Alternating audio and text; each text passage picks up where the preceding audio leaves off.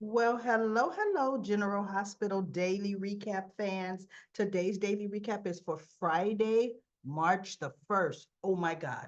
Friday, March the 1st, 2024. Already, quarter one is coming to an end, and we just started 2024. Well, it was Scout's birthday, and uh, coming into the quartermains was Jake and Danny. But I want to know something, everybody. Where was Rocco?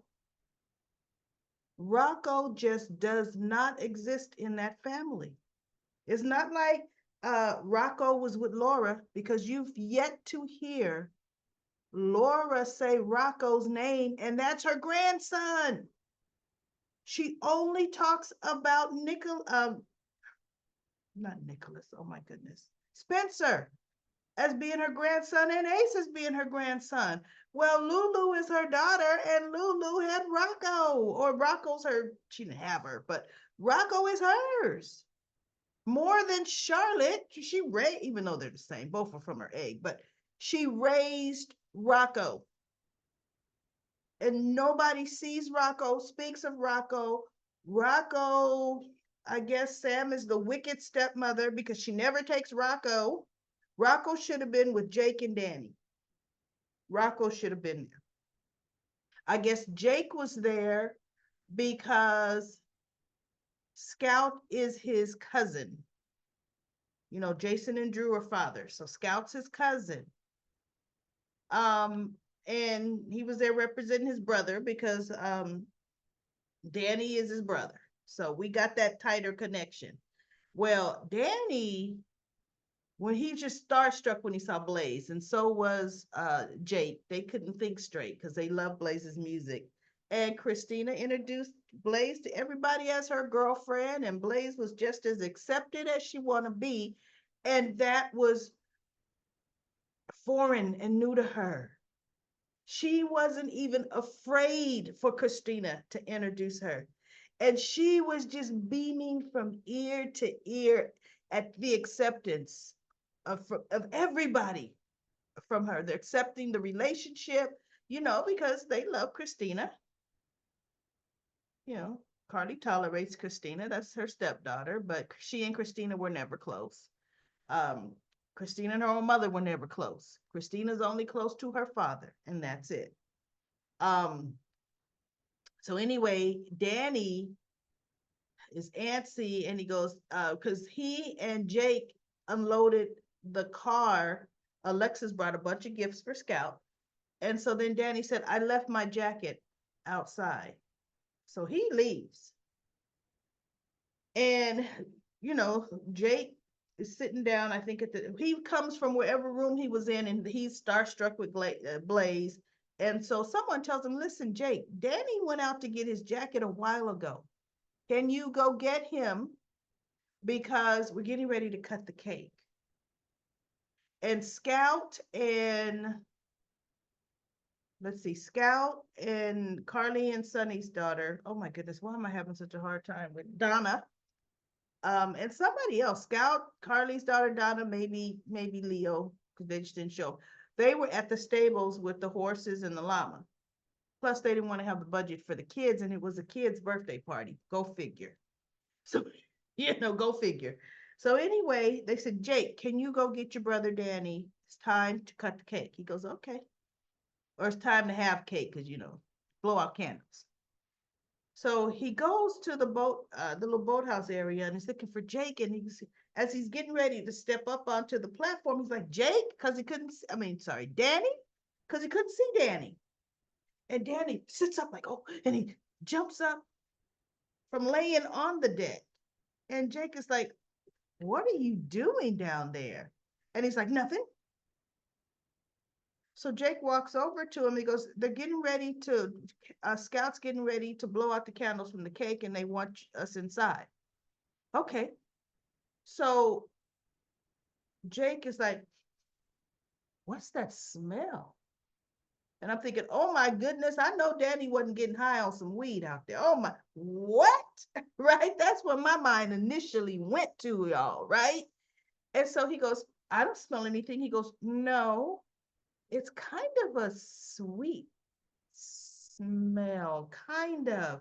And he's looking around and he's looking from where Danny came from. And he sees Danny's little vape machine and he goes, "You're vaping?" And Danny says, "No," he goes, "Whose is this?" And Danny's looking like, I don't know. He goes, "So this is not yours. This is not yours." And he goes, "I don't know whose that is." So Jake is like, "Good," because he's getting ready to throw it in the water. And Danny's like, "Wait a minute, what are you going to do?" He goes, "I'm getting rid of it. We don't need any little kids finding this." And he goes, "No, it's mine." Okay, it's mine. It's mine. And Jake looked at him.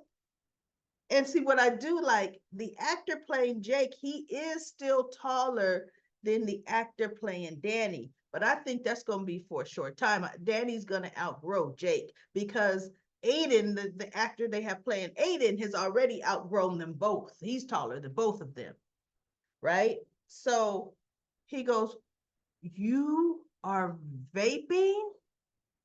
And he goes, "Mind your own business. It's not cigarettes." He goes, "But vaping still does damage to your lungs, Danny." And he goes, "Like, who are you? The vape police." He's giving his brother attitude. So he goes, "Give it to me." And Jake says, "No." And Danny looked at him. He said, "That's mine. Give it to me or else." And Jake looks at him and says, "Or else what?" Because see, understand something. In reality, Jake is a lot older. The age span between Jake and Danny is almost the age span between Cameron and Danny in real life. Soap opera, from the years they were born. They've just dumbed down. They aged Jake for a minute, but then they've slowed his aging down because Jake is with Jocelyn. They really aged Jocelyn up into Cameron's group when she was way younger in Lila's kids, right? So his brother, he looked at his little brother, he goes, "Or else what?" And he goes, "Or else I'm gonna make you give it to me." Or either that or he said, "Or else I'm gonna take it from you." And Jake looked at his little brother and said, "Go ahead and try." See, we got both Jason's sons, both of them. Like the older brother's like, "Oh no, you ain't, little brother.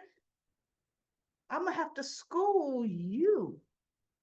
See, because I was programmed to blow up a whole room full of people, right? I was brainwashed and kidnapped. You never were. So we got some stuff hidden inside of me still that I don't even know, right? So Danny lunges for his brother and they actually are tussling it. Wrestling on the ground was hilarious to me. But the funny thing is Jake was kind of amused by it. He, by no uncertain terms, was afraid or intimidated by his little brother. But he was going to be the bigger brother and teach him a lesson, right? So all of a sudden you heard this Jake, Danny, and it's Willow. She's walking up and they straighten up. And she goes, "I heard voices over here, raised voices. What's going on?" And Jake slips the vape thing in his back pocket. And they go, "Nothing, nothing. Just horsing around, just messing around." She says, "Okay, well, they're getting ready to take some pictures. You guys come inside." So she turns and she walks away. And Danny looks at Jake and said, "Now give me my vapor." And Jake looks at Danny and bumps his shoulder against Danny as he's walking by him, like, yeah, little brother, you ain't getting this, right? Boom. And Danny is just looking like, oh, you mean that didn't work? Right? Well, he didn't give it to me? Okay. So that we're gonna see some more between Jake and Danny. What's gonna happen is Jake is gonna start paying attention to what Danny's doing. Watch. Jake is going to start showing up around where Danny's hanging out with his friends. And Jake is going to try to keep his brother out of trouble. That's what's going to happen. And then we're going to see some conflict there. And you know what? I'm all for it. I'm all for it because they hadn't decided what they were going to do with Jake's character with Charlotte. See how far down the rabbit hole, because Charlotte is evil incarnated, right?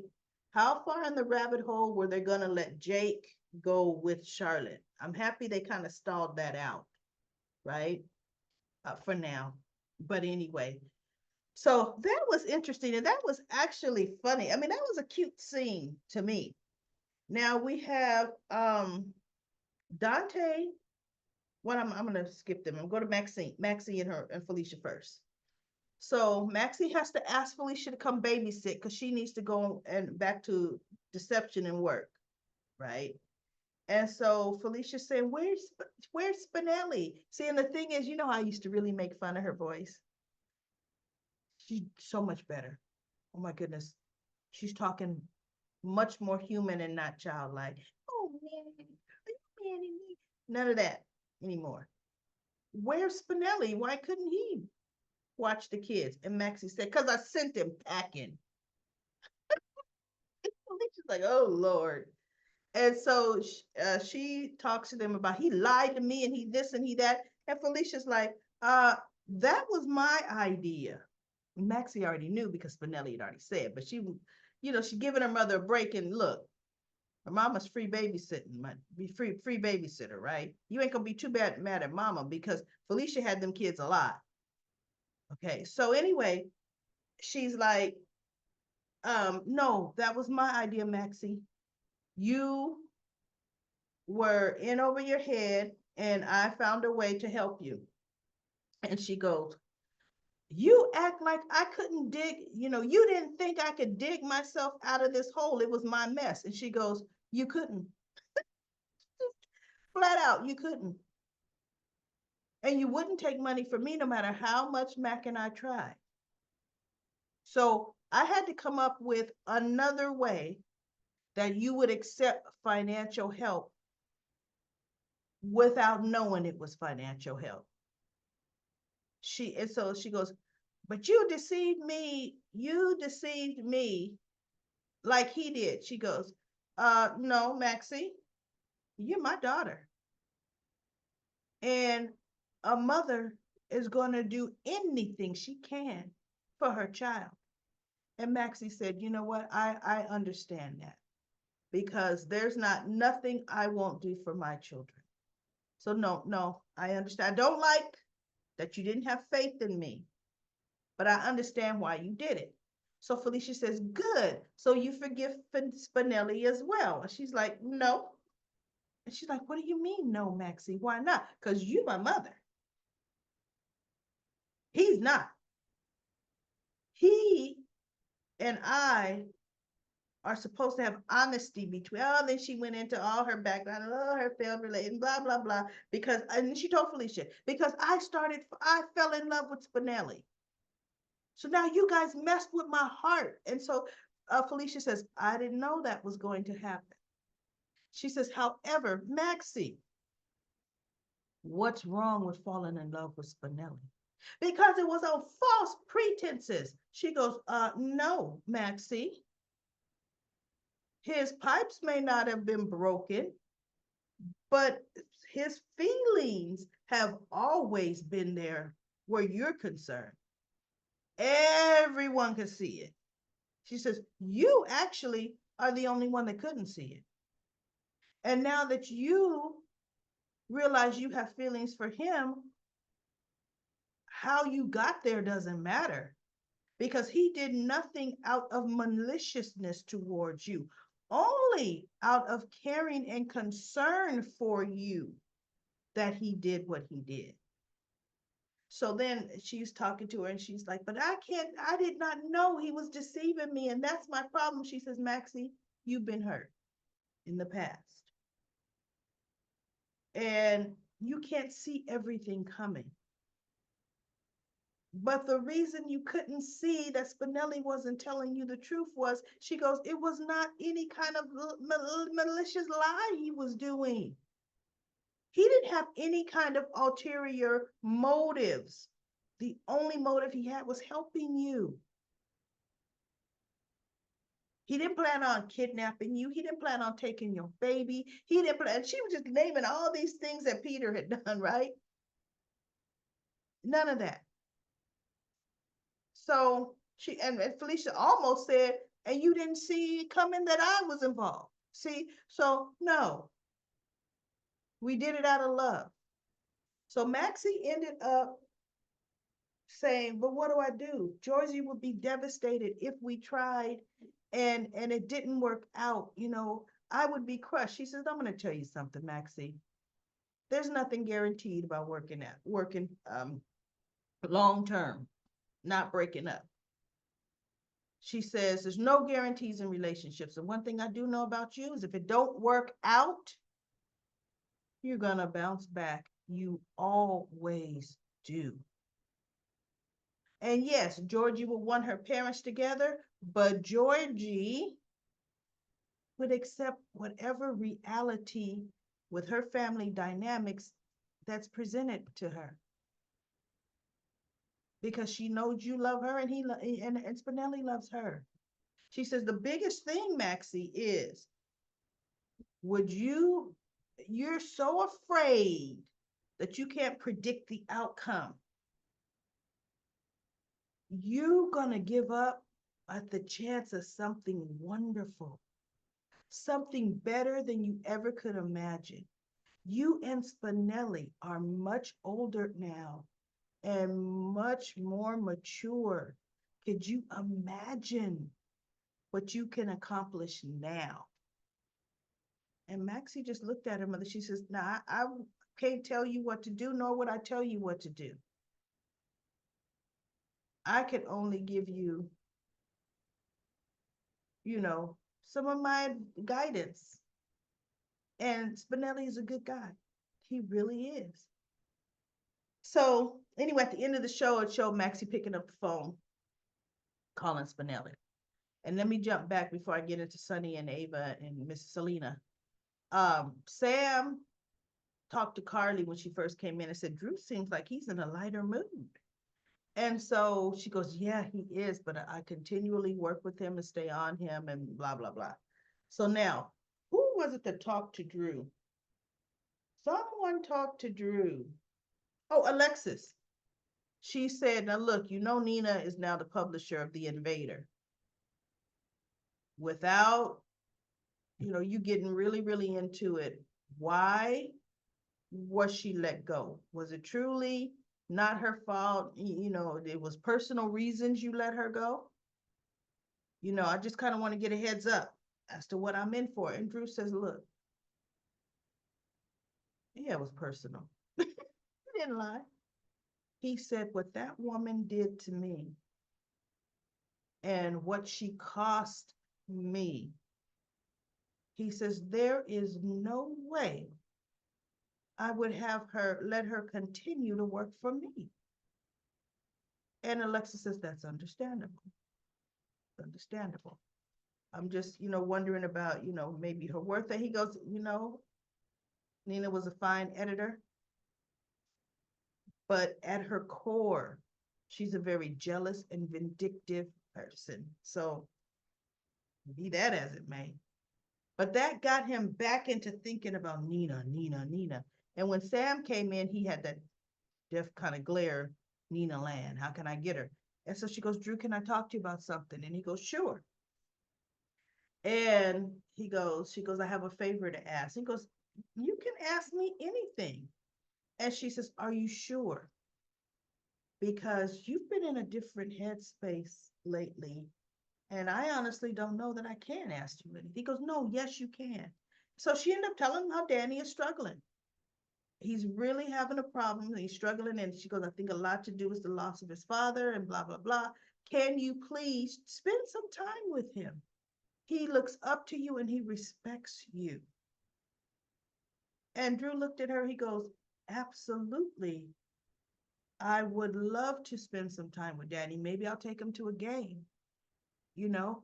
And she says, now, only if you're up to it. He goes, no. He goes, sometimes thinking about other people, it helps me get out of my head and not think about me. So, no, I would love to help you with Danny. So they gave each other a hug and, you know, she walked out. Or they may have even left the scene with them hugging. And then we get John Cates barging into Anna's office, demanding that she do something about Sonny Corinthos. And he went on, leaning down on her desk, talking to her, and she's looking at him. And she politely gets up because, see, one thing as far as commanding authority, somebody standing up over you, ranting and raving, and they have the position of dominance. You don't stay sitting down looking up. Even though Anna's much shorter than him, but no, you stand up and you even the field, okay? Because now we both standing. So she walked around him. She says, you know, I think you forgot whose office this is. And she points to her name and whose name is on this door. And he's looking at her. She goes, oh, me. I'm the police commissioner or commissioner of police. You do not come into my office demanding anything of me. And he looked at her. Yeah, I was like, go see, this is the Anna Devane I love. She takes no guff. Like, oh, nobody, no. So then she goes back to her desk. She sits down, and you know what she does? Have a seat. And he looks, and guess what he does? He has a seat, right? Yeah. Now, what would you like to talk to me? Oh, so go Anna, Devane, stop crying about shooting Charlotte, go Anna, there you go, right? So anyway, he goes into blah, blah, blah, blah. I fast forward a lot of what he told Anna. And then we get Dante and Chase coming in, and I'll get back to them. Because they question the guy that Selena wooed, her person that they had beat up. Because remember, Sonny told him, this is what you're going to do for me. Right? Well, he got admitted to the hospital. He was beat up. One of Selena Woo's guys got arrested for beating him up. It looked like he was trying to kill him, which we all know, right? That he was not trying, they're not gonna have him killed, right? So anyway, he's supposed to be, whatever he did was probably a part of the plan. So Spinelli tells Sonny everything is set up as far as surveillance, everything is in place, blah, blah, blah. He was going to deliver a message to Selena Woo's people and yada, yada, yada. So when Ava walked out, Spinelli stopped talking and Sonny says, you can talk in front of Ava. She's fine. So he continues talking. And so Spinelli, he goes, okay, Spinelli. And I think did Spinelli leave before Ava started talking? No, Ava says, okay, so what you're going to do is you're going to blah, blah, blah. And he goes, yes, but everything's in place. Everything is set. So Ava says, okay, good. And she walks around to get her coat. She picks up her coat. Sonny says, what are you doing? He goes, oh, because I'm coming with you. And Spinelli looks at her. Sonny looks at her. He goes, no, you're not. She goes, yes, I am. And so he looks at Spinelli, goes, you know what, Spinelli, Everything's set. You're done. You don't need to stay here. You could go. So Spinelli leaves. Then Ava says, Sonny, I'm going to tell you this. I am very useful to you in this situation. You need more enforcement, more of a show of strength.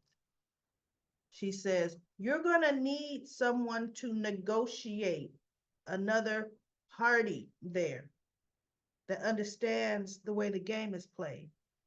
She says, now, I was a part of and ran the Jerome family for a while. I understand the game.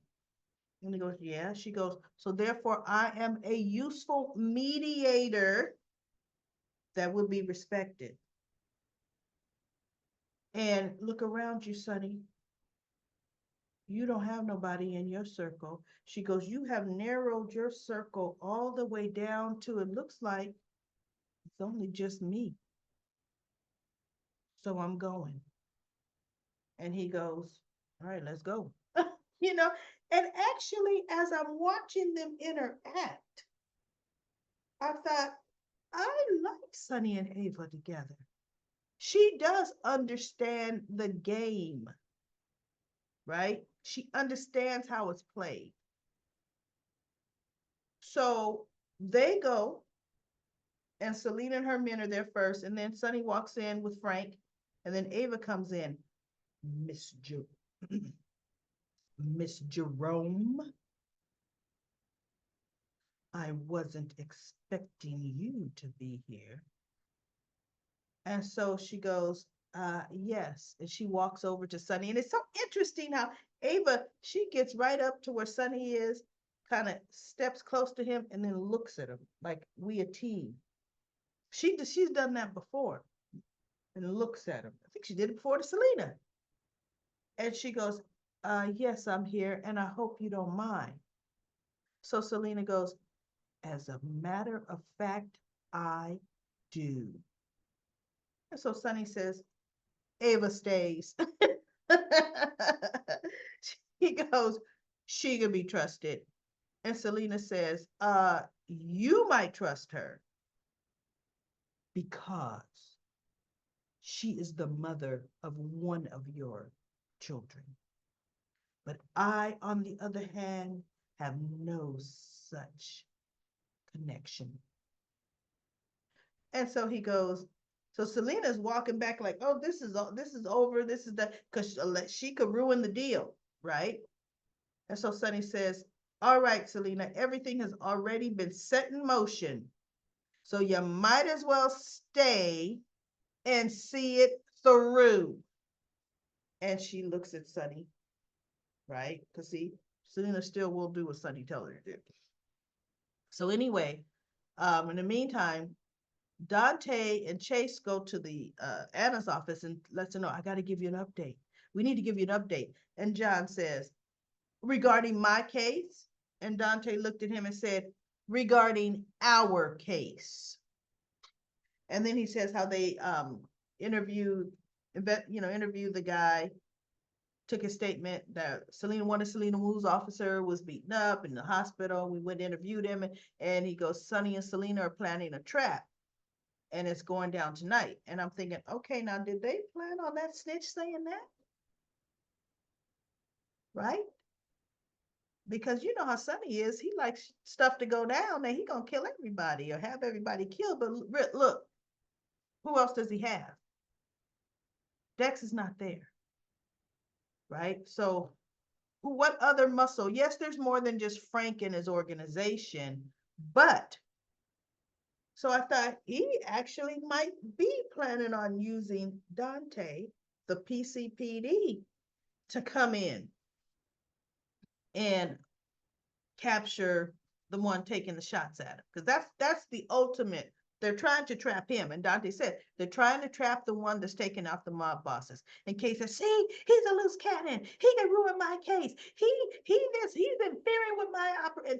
And so Anna says, well, then let's make sure that he doesn't take matters into his own hands. Let's go. So now they're on their way there. Okay. So we're going to see how it goes down, what's going to go down, because isn't Jason, Steve Burton, his first day back Monday? It's either March 4th or Tuesday, March 5th. Maybe they're going to have a glimpse of him at the end of March 4th and more of him in March 5th. I can't wait, y'all. I'm on bated breath with that. Look, I might have to do the recap with zero. Oh no, I gotta snap one of Steve Burton, but we gonna want to talk about that. So I can't wait with that. That's gonna be exciting and interesting on how that's going to go. So let's go to comment corner. Comment corner. I'm gonna turn on my trusty dusty timer, and we're gonna go from 10 minutes. This time I get to go. Oh, wrong thing. I get to go from the top to the bottom. Lisa says, I would love it if Brian Craig returns Morgan.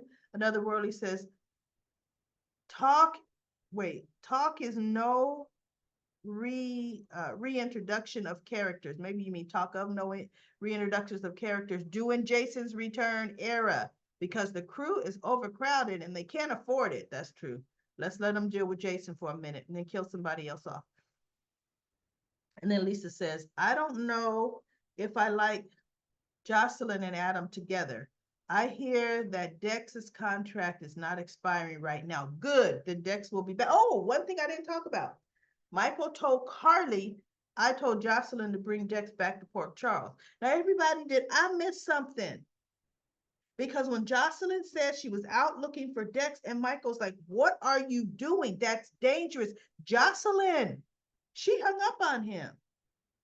So when did he tell her to bring Dex back? And Carly says, and how is that supposed to work? That puts him in danger. He goes, look, Dad needs help. Things are escalating. And she goes, Michael, you know how he reacted when he found out about Dex. What makes you think he's going to take Dex back? He says, Dex is going to help protect my father. And I don't care if he's mad at me. I'm going to do whatever it takes to keep him alive. So that kind of let me know Dex is coming back. That kind of let me know that. And then why is Jocelyn trying to make Dex return to Port Charles? She's going to get him killed.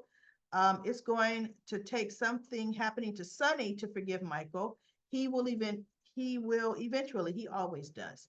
Sonny is already in a mood. Now he can spar with John Cates.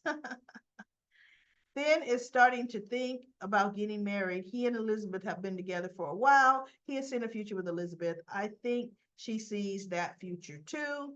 Tracy has a lot of nerve calling Chase an interloper. My goodness, she's taking smack about Greg. She's talking smack about Gregory's son. I'm glad Brooklyn and Chase are getting the prenup checked out by their attorneys. They at least need to read it before they sign it. Denzel says. Plus, Sonny's been doing this for nearly 30 plus years in Port Charles. Yes, since Nixon Falls, he lost his touch. At an older age, that's how it be. But he still is Teflon Don of Port Charles. Don't forget about that part. Yeah, it may not be the younger Sonny anymore, but he's still a gangster. Boy, that's true. If you keep a secret from him, then he has the right to be mad, upset, can't trust anybody. Dude is a grown man, remember that. You're right about that, Denzel. Bernice says, I will admit I have never been a Sonny fan, but after what he did to Karen, he was out of line bringing her up like that. Had John said something about Mike, Sonny would have reacted the same way. But remember, Sonny told Dante that was his plan. He was trying to get John Case to hit him, right? Denzel says, I ain't gonna lie, most of what Sonny told Jagger was on point. But about Karen, I was really that was really disrespectful. I didn't blame Jagger for swinging at Sonny. I don't think Sonny uh, not taking his meds. Um, he's just losing it at this point. But Sonny still have the right to call out Michael because Sonny doesn't trust anybody at this point. I can't blame him at the time. Sonny needs help, period. Where it come, here we go again. Michael's going behind Sonny's back, calling Jocelyn. See, I must have missed that. Um, who who I don't care at this point um, of a character or Dex, but calling his hypocrite sister. I tell Dex, wait, to tell Dex to protect Sonny like Michael and Joss are some hard-headed kids, I swear. Yes, I know they are acting like, everything they say is the deal, okay? And Otherworldly says Michael and Josh are hard-headed just like their mother. Michael knows all of his siblings and their strengths and weaknesses. He also knows how to use people's hearts to get things done. Blimmy says Dex has signed a contract and his contract is at least for another year. Excellent, excellent. I think he had a 3-year contract. Great, because I'm not ready to see him go yet. Jacardi says Maxie was married to Johnny, is married to Johnny in real life. They're divorced now. So I guess she was married to Johnny in real life. They're divorced now. Judy says, I believe Dex is there for a while. Great. Sonny needs to get off with his family, the family that stood by him through thick and thin, trying to protect him from the evil ones. And she took every opportunity to stick it to his family. Um, she needs to get his head out of the Yazoo's. Wait, I don't know who she is, and stop it.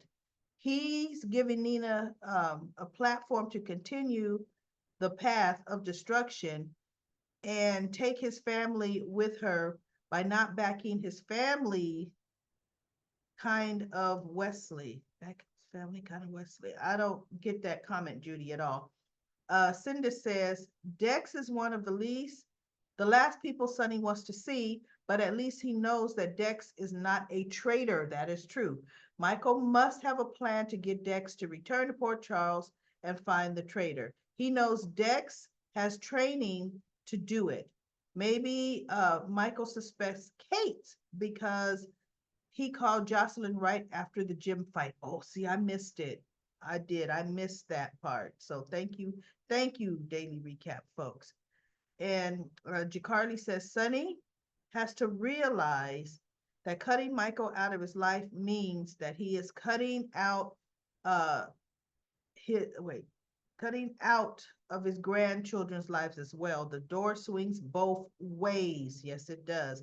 Michael is good because I would have brought up all the times that I was hurt by Sonny's decisions and how he forgave him. That is so, so true. All right, everybody, I am 10 minutes into Comment Corner. So I will be back tomorrow. Not tomorrow, on Monday. I'll be back on Monday for another daily recap of General Hospital.